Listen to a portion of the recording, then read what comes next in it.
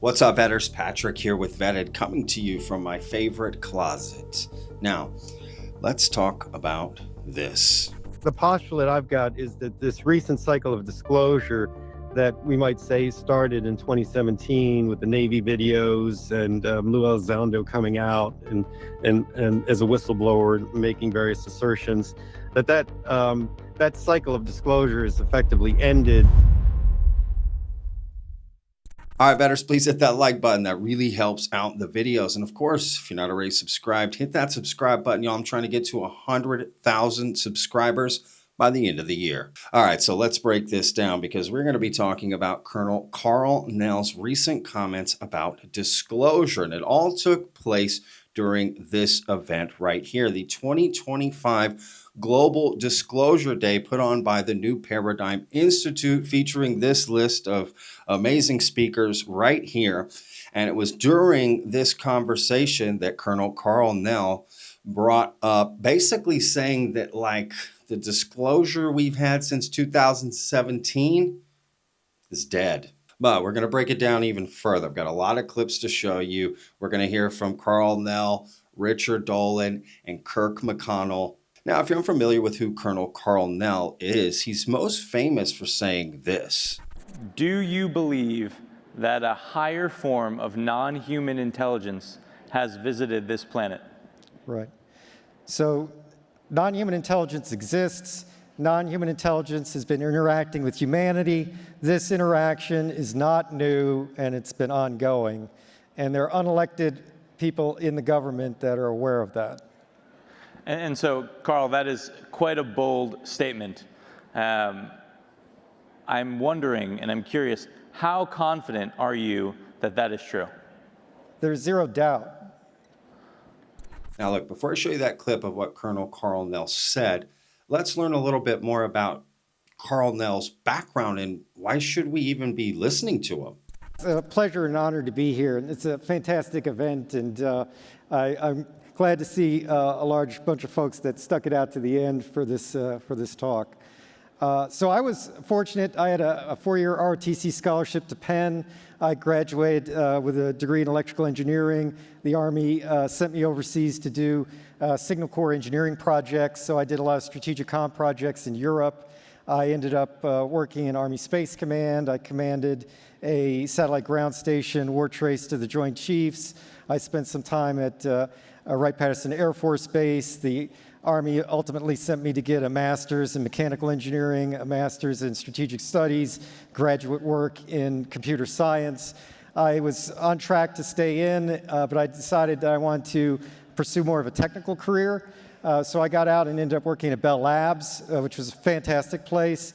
Unfortunately, I was there during the trivestiture that folks may be familiar with, where the company got split up.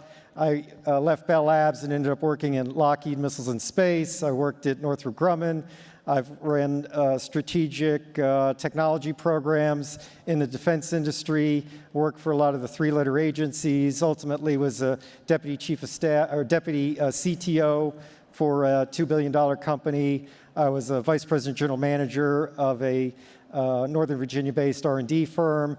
I stayed in the military, in the reserve. I commanded at every grade level through brigade. I was fortunate to stand up the Army's newest expeditionary MI brigade. I was the deputy chief of staff for a combatant command. Ultimately, this experience sort of combined to give me the opportunity to come in and advise Army Futures Command, the largest reorganization in the Army Reserve since really 1973, on how the Army could be more effective. And my last assignment was involved with the UAP task force, which maybe is the most apropos for this discussion. All right, y'all. I got to introduce the sponsor for today's video. You know, I've always been drawn to the mysterious and the unknown. That feeling when you don't know what discoveries await you just around the corner. I think you understand what I mean. But it's not just space that holds countless mysteries. Water is just as much as a keeper of the unknown on this planet. And the most fascinating way to explore it? Fishing. That's why I want to recommend today's video sponsor, Fishing Clash. Fishing Clash is a mobile fishing game that's surprisingly addictive in the best way. You never know what's going to bite. You've got real-time battles, clan wars, global leaderboards, and some wild fish to catch. It's competitive, but still chill. You can jump in for a few minutes or zone out for an hour. I've always liked games that let me unwind but still give me something to chase, and Fishing Clash nails that balance. There's something satisfying about reeling in a big one after a long day. It hits just right. Imagine landing a deep sea boss fish so massive your whole crew is going off in chat, and that's the kind of moment you get with Fishing Clash. It's part relaxing, part bragging rights. You don't need to be a hardcore gamer or even know fishing. It's super easy. Just tap, cast, and catch. Whether you're into the calm of it or the competition, there's something for you. There are over 50 unique fishing spots, from tropical lagoons to icy fjords, and yeah, even deep sea locations where you can catch a rare alien-looking fish. You can explore them all without ever leaving your couch. Download Fishing Clash using the link in the description or scan the QR code on the screen. Then punch in my gift code VETTED to get a $20 in-game reward for free, including a unique avatar and gear to get you going faster. Try it out, and if you beat my catch, let me know. I doubt it though. All right, now let's get to the clip of Colonel Karl Nell talking about the sort of dead-on arrival disclosure since 2017, what he describes as sort of, Lou Elizondo's disclosure plan, right? I guess it would just be the TTSA disclosure plan since 2017. Take a listen. The postulate I've got is that this recent cycle of disclosure that we might say started in 2017 with the Navy videos and Lou Elizondo coming out and as a whistleblower making various assertions, that cycle of disclosure is effectively ended with the failure to pass the UAP Disclosure Act, and with sort of the fourth or third in a series of hearings on the topic that I think increasingly have moved the needle less and less.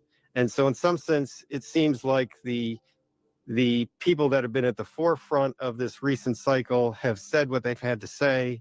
It's starting to become stale in the sense of being repetitive. The conversation isn't necessarily advancing to new topics, but really more importantly, the mechanism in order to which to address these whistleblower issues is not gaining traction. And, particularly to kind of maybe amplify upon that, I think the essence of that Schumer-Rounds amendment was to create a management structure that you could argue perhaps mirrored the original process that was maybe put in place by Truman and Eisenhower to manage this topic, but to do it in a manner that was assured to have proper congressional oversight and proper transparency and accountability to elected officials, which had ceased to pertain at some point in the past. And so essentially by not passing this, Congress has written themselves out of any type of way forward, and without a control group to manage the policy aspect, then the government's really not going to be in a position to deal with ramification of any released material. And so increasing whistleblowers, increasing attention is going to force the government into a reactive mode and really a hunker down mode. So my view is that this cycle essentially has ended, and we should take stock of what worked and what didn't work to think about maybe a new way forward. So that's sort of my view on the current state of play. So look, I can't say that I completely disagree with what Colonel Karl Nell is saying here. Now, it's very nuanced, so you can make a lot of different arguments that, like, okay, we didn't get disclosure from this movement, therefore, it sucked. Well, I mean, you can build off the back of failure, right? That's typically actually how success works, is failure, failure, failure, success, right? So, you could argue it's just part of sort of the process, right? 2 steps forward, 1 step back, or whatever, maybe 2 steps back, 1 step forward. I don't know. I guess that would take us backwards. But yeah, so it's very nuanced, right? Have things changed significantly since 2017 to now? Even if we didn't get disclosure, are there other benefits or something positive you might see from this, right?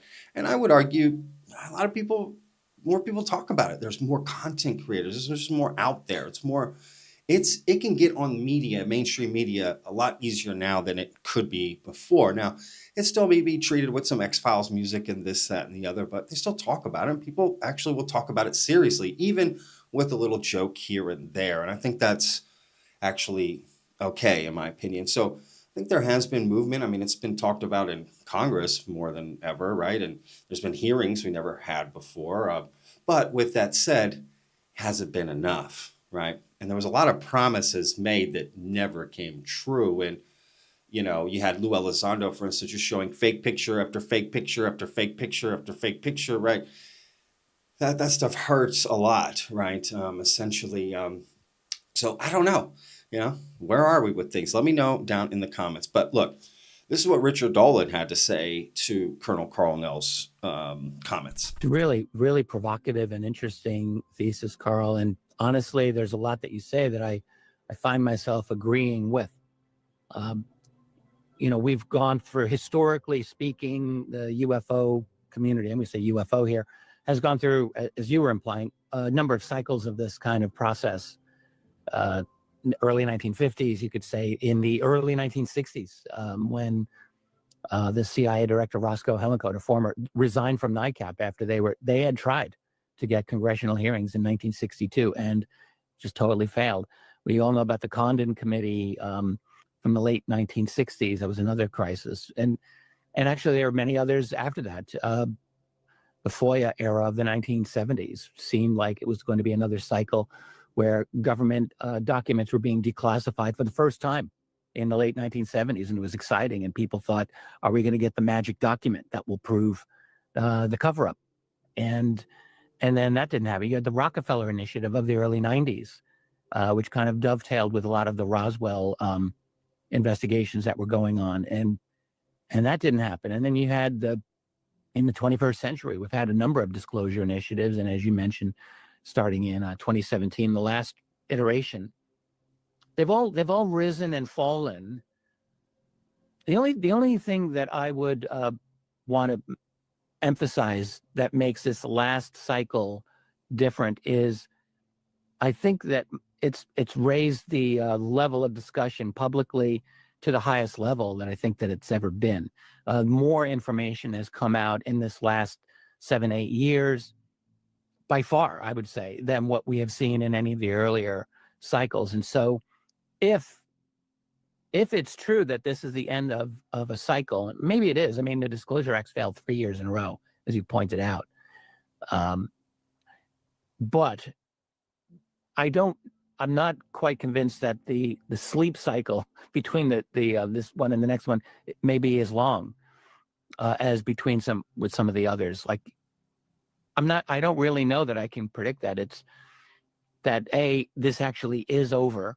It could be. Or that B, if it's over, the interim between this one and the next one is going to be all that long. I mean, just one example, then I'm going to hand this back to you. Whistleblowers.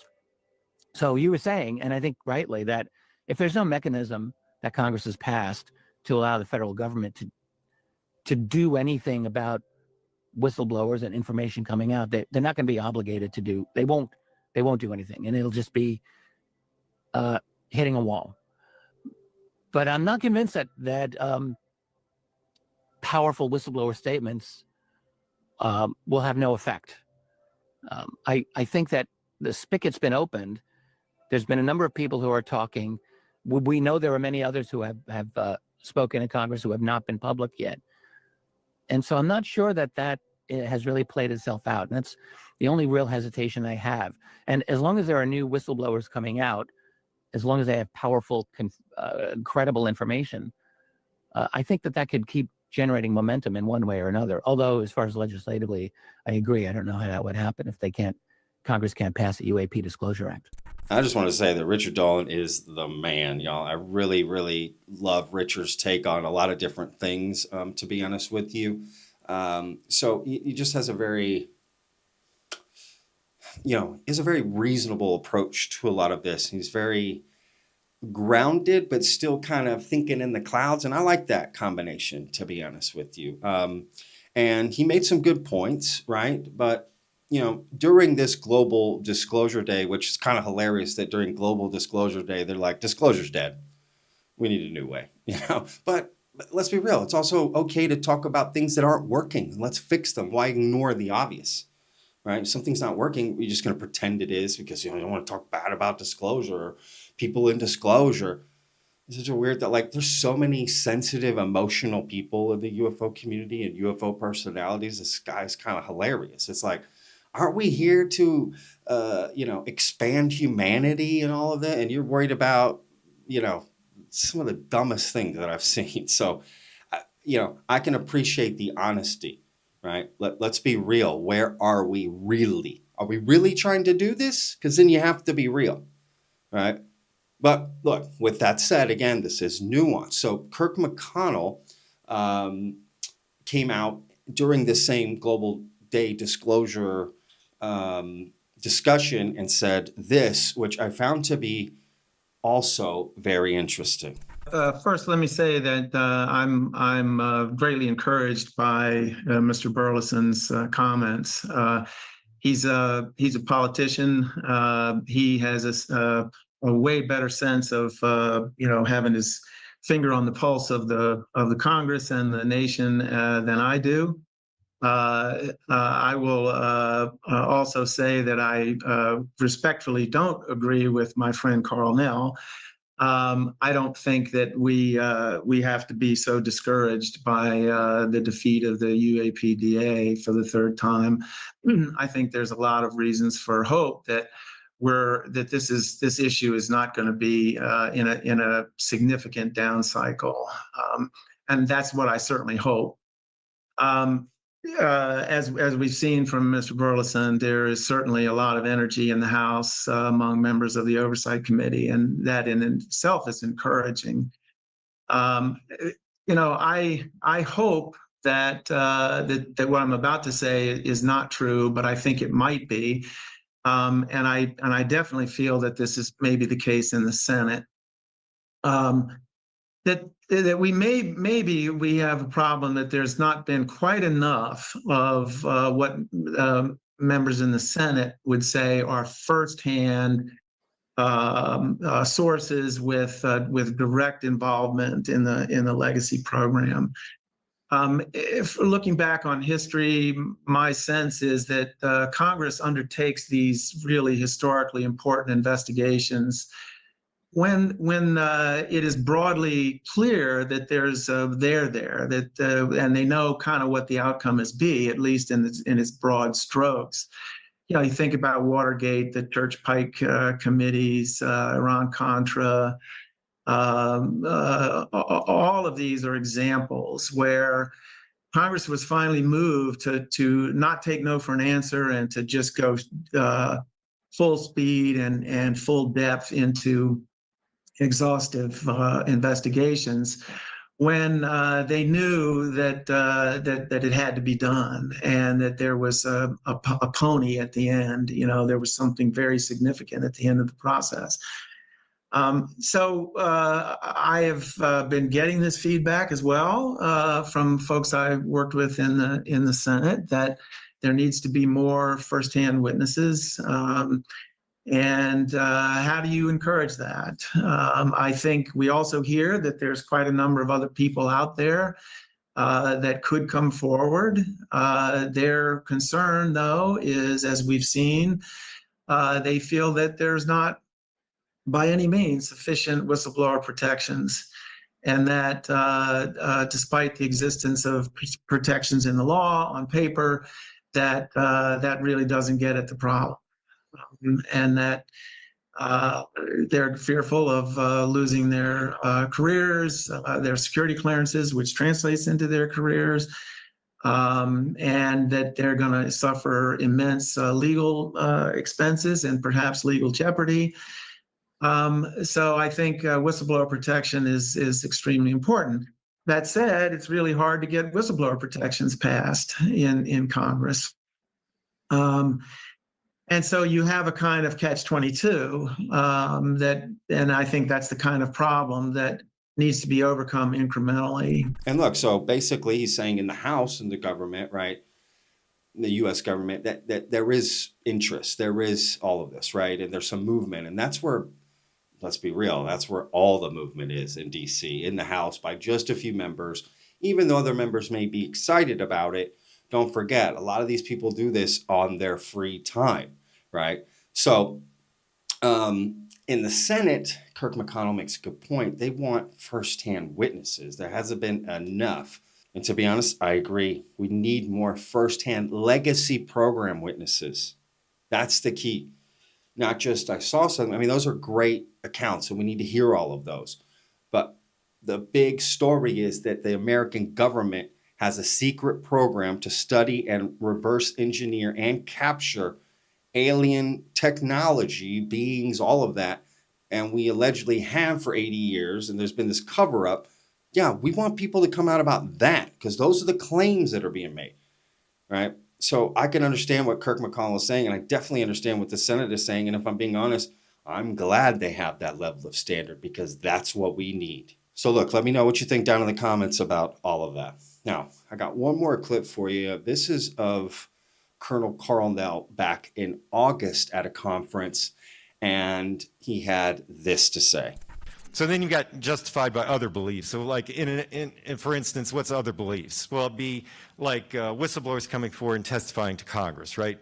Admiral Gallaudet testified before Congress. Like Lou Elizondo testified before Congress.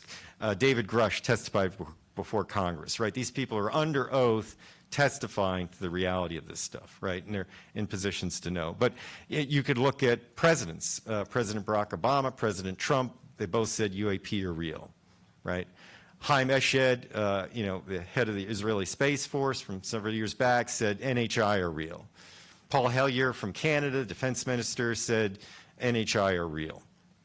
Gordon Cooper, one of the 7 Mercury astronauts, testified before the United Nations in 1979 that he chased UAP over Germany when he was in the Air Force, and he was the headquarters commander at Edwards Air Force Base. There was actually a landing that they filmed, and you can go Google that, and you can see him in person relating that in a historical way. But he testified before Congress to that effect, just like David Fravor and Ryan Graves testified. And then you've got witnesses testifying to interactions at our ICBM sites where missiles were brought offline in the United States, and then across the world in the Soviet Union at the time, missiles were brought online, and this is substantiated by documents and testimony. And you've got this correlation between observed UAP activity and nuclear sites, incursions in the northern nuclear tier. In fact, there's an agreement between the United States and the former Soviet Union, not a treaty, but an agreement that's still in force, intended to reduce the threat of nuclear war. And it has provisions for like use of the Washington-Moscow hotline. And one of the criteria, like the second criteria, is if we detect UFOs in our ballistic missile early warning system, we're going to alert the Soviets to prevent like an exchange, like an inadvertent exchange. And so the first criteria is like, rogue launch. And the third criteria is like an accidental detonation. All right, I do have one more channel announcement. I added a brand new tier to our Patreon if you want to support the making of our psionics documentary. We are in the post-production phase right now. If you don't know what I'm talking about, for the last 4.5 months, I've been on the road all across America. I even came to Spain to shoot for my new psionics documentary. All right, and now we're in the post-production phase. We got editors working on it. We got a whole thing going on here, okay? So if you want to support the documentary, you can sign up for the Patreon and basically just get access to a ton of extra footage that we're not going to use in the documentary. All right. Extra scenes, but, behind the scenes stuff, all kinds of stuff, and a monthly Zoom meeting that you'll get to participate in with me and the main producer on the film, Glenn Barden, who is, so experienced. You can Google him, find out about him, but he is the main producer on this film, helping me with this. So once a month, we'll be meeting in a Zoom, and you can hang out with us, talk with us, ask questions, and all this stuff. And we'll be giving details about what's going on with the documentary and filming and editing, all the stuff that we're going through. So really, if you just want, be part of the process, right? You can do that through this Patreon tier. So Put a link down below. If you feel like signing up, sign up. If you don't, it's okay. The film's still coming out regardless, but this will basically get you access to the film. And we also plan on having a live premiere of the film in a theater, so you'll also get a free ticket to that by signing up as well. And there's one other thing about the documentary, all right? So if you want to be a producer on the film, you can pay for that too, all right? It's a $1,000 one-time payment, and we will actually put your name in the credit of the film in big bold letters with everyone else that worked on the film, right? It definitely would help support the film. Again, the film's coming out either way, but if you want to get your name on it and really help vet it and help me and all of this, you can do that. I know that's a lot, and don't expect a lot of people to do that, but if you were interested, it's there. And if nobody does it, no big deal. But if you want to and you want to put your name on the film, you can do that. So all you have to do is email me, patrick@vetted.show, if you are interested in doing that. And I will have a conversation with you. We can talk about any details you want and deal with it that way. All right, y'all. So now you know what to do if you want to help support the film. Thank y'all so much for everything. And we'll see you guys on the next one. Remember, every day's a gift, y'all. Peace. Hey there, my name is Dan, and I live out in Nevada. I live in Smith, Nevada. It's a pretty rural area, agricultural area. I back up to like BLM property, and I regularly see some just really unexplainable things in the sky at very early morning, 2:30 to like 4:30 a.m. Thought about calling a few times. I have just a vast sky in my view, and a deck that overlooks all of that area, and I just see a lot of just kind of unexplainable things. I know the difference between a plane and a satellite in the sky. I've seen them for 40 years, and so this is different. And I've been trying to video it. It's not working out very well. It's kind of in a weird area. It does go out into like the Flying M Ranch is kind of in my view of where I'm looking, where I see these lights appear in the sky, do zigzag, slow down as they descend, speed up, slow down, speed up, slow down, multiple appear, travel across the mountain range that I have in my view, and they're kind of small mountains, but I was out there early this morning and saw it, and I just thought, man, this is different than anything I see. And I'm always watching the sky at night. I have a jacuzzi looking over looking at the sky at night, and just there's no lights where I live, and it's just.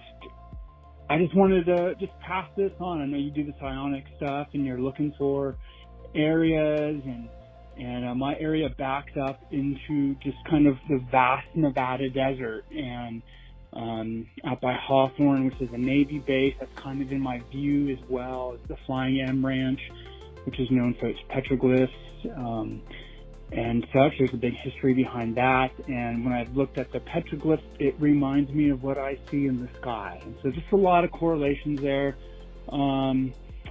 So just want to pass that on, man.